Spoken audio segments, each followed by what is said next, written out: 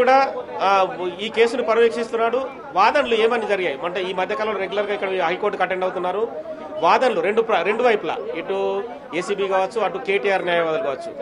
అంటే ఇటు ఏసీబీ తరపు న్యాయవాదులతో పాటు ప్రభుత్వ తరపు న్యాయవాదులు కూడా ఈ కేసులో వాదనలు వినిపించడం జరిగింది. ఏదైతే కేటీఆర్ తరపున సుప్రీంకోర్టు సీనియర్ న్యాయవాదులను పెట్టి వాదనలు వినిపించారు. ఈ కేసు అసలు వర్తించదు, కేటీఆర్ కి అసలు అవినీతే జరగలేదు, ఈ కేసు సెక్షన్ ఎలా వర్తిస్తుంది మంత్రిగా పనిచేసిన కేటీఆర్ కి అని చెప్పేసి కూడా ఆయన తరపు వాదనలు వినిపించారు. కానీ హైకోర్టు సుదీర్ఘంగా ఈ నెల 31న చాలా సుదీర్ఘ వాదనలు జరిగాయి. దాదాపు 2 గంటల పాటు మొదట కేటీఆర్ కి సంబంధించిన సీనియర్ న్యాయవాదులు వాదన వినిపించారు. ఆ వాదనలో అనేక సుప్రీంకోర్టు జడ్జిమెంట్లని, ఇతర ప్రభుత్వాలు తీసుకున్న నిర్ణయాలను, వాటన్నిటిని కూడా వారందరూ కూడా మెన్షన్ చేశారు. ప్రభుత్వ తరపు న్యాయవాదులు కూడా, ఇటు ప్రభుత్వ తరపు న్యాయవాది అడ్వకేట్ జనరల్ తో పాటు ఏసీబీ సీనియర్ కౌన్సిల్ న్యాయవాది కూడా వాదనలు వినిపించడం జరిగింది. ఎందుకంటే ఏసీబీకి సంబంధించి ఎఫ్ఐఆర్ నమోదు చేశాము, చట్ట ప్రకారం ముందుకు వెళ్తున్నాము, ప్రభుత్వం కూడా గవర్నర్ అనుమతి తీసుకొని కేసు నమోదు చేసింది, ఆయనకు చట్ట ప్రకారమే ఎఫ్ఐఆర్ చేశాము, కేసు విచారణ ఇంకా స్టార్ట్ కాకముందే క్వాష్ పిటిషన్ కే హైకోర్టుకి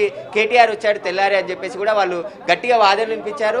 అనేక జడ్జిమెంట్లు కూడా ప్రభుత్వ న్యాయవాదులు కూడా వినిపించారు. ఎందుకంటే గతంలో కొన్ని రాష్ట్రాల్లో తీసుకున్న మంత్రులు ఏకపక్ష నిర్ణయాలు కావచ్చు, ఇతర కంపెనీలకు చెల్లింపులు, వీటన్నిటికి సంబంధించిన జడ్జిమెంట్లను కూడా కోర్టు దృష్టికి తీసుకొచ్చారు.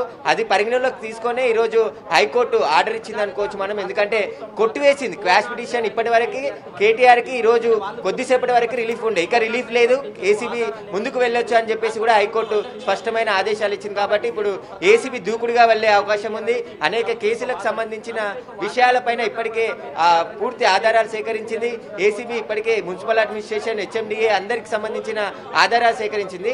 దానకిషోర్ స్టేట్మెంట్ చాలా కీలకంగా హైకోర్టుకు సబ్మిట్ చేసింది. ఎందుకంటే ఫిర్యాదులో కొన్ని అంశాలే ఉన్నాయి, కానీ దానకిషోర్ స్టేట్మెంట్ లో అసలు అగ్రిమెంట్ ఏ విధంగా జరిగింది, ప్రభుత్వ అధికారులు ఏ విధంగా నిర్ణయాలు తీసుకున్నారు, డబ్బులు ఎలా చెల్లింపులు జరిగాయి, అందరు ఇక్కడ 55 కోట్ల గురించే చర్చ జరుగుతుంది. కానీ 600 కోట్ల రూపాయలు నష్టపోయేదని చెప్పేసి కోర్టు దృష్టికి తీసుకొచ్చారు.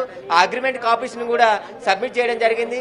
ఒక స్పాన్సర్ విత్డ్రా అయినప్పుడు మళ్ళీ ప్రభుత్వం నిర్ణయం తీసుకోవాలి, కేబినెట్ భేటీ కావాలి, ముఖ్యమంత్రికి చెప్పి నిర్ణయాలు తీసుకోవాలి. కానీ తానే ముఖ్యమంత్రిగా ఫీల్ అయిపోయి కేటీఆర్ ఇక్కడ నిర్ణయం తీసుకున్నట్టుగా ఏకీభవించే ఇప్పుడు హైకోర్టు డిస్మిస్ చేసింది. కాబట్టి కేటీఆర్ మళ్ళీ సుప్రీంకోర్టు కూడా వెళ్లే అవకాశం ఉంది. కానీ ఏసీబీ మాత్రం ఈ కేసులో దూకుడుగా ముందుకు వెళ్లే అవకాశం ఉంది. ఈ రోజే కేటీఆర్ ను కూడా పిలిచి విచారించవచ్చు, లేదంటే అడ్వకేట్ల ద్వారా ఇప్పటికే ఆయనకు 9వ తేదీన నోటీసులు రావాలని ఇచ్చారు. కాబట్టి అది కూడా ఇదేం వర్తించదని చెప్తున్నారు. ఈ రోజు స్టార్ట్ చేసి ఈ రోజు అదుపులోకి తీసుకొని కూడా కేటీఆర్ ని విచారించవచ్చు. ఆయనపై నాన్ బెయిలబుల్ సెక్షన్స్ ఉన్నాయి. ఎందుకంటే ఆ సెక్షన్స్ అన్ని నాన్ బెయిలబుల్ సెక్షన్స్ ఉన్నాయి కాబట్టి ఆయన క్వాష్ పిటిషన్ కి రావడం జరిగింది. నిన్న విచారణకు కూడా సహకరించకుండా వెళ్ళిపోయాడు. కాబట్టి ఈ విషయాలన్నీ కూడా కోర్టు దృష్టికి మళ్ళీ తీసుకొచ్చే అవకాశం ఉంది. కాబట్టి ఈ రోజు డిస్మిస్ అయింది కేసు. దానికి సంబంధించి ఏసీబీ ముందుకు వెళ్లే అవకాశాలు స్పష్టంగా కనబడుతుంది. మొత్తానికైతే మన ప్రతినిధి సురేష్ కూడా క్లియర్ గా చెప్తున్నాడు. ఎందుకంటే డిస్క్రిప్షన్ పవర్ హైకోర్టు ఏసీబీకి అందజేసింది. క్వాష్ పిటిషన్ ని డిస్మిస్ చేస్తూ నిర్ణయం తీసుకున్న నేపథ్యంలో కేటీఆర్ కి భారీ చుక్కెదురని చెప్పొచ్చు. మాజీ మంత్రిగా చెల్లమైన కేటీఆర్ ఇప్పటి వరకు హైకోర్టు పైన తనకు సంబంధించిన నిర్ణయం అనుకూలంగా వస్తుందని చెప్పి చాలా వరకు ఆధారపడ్డాడు.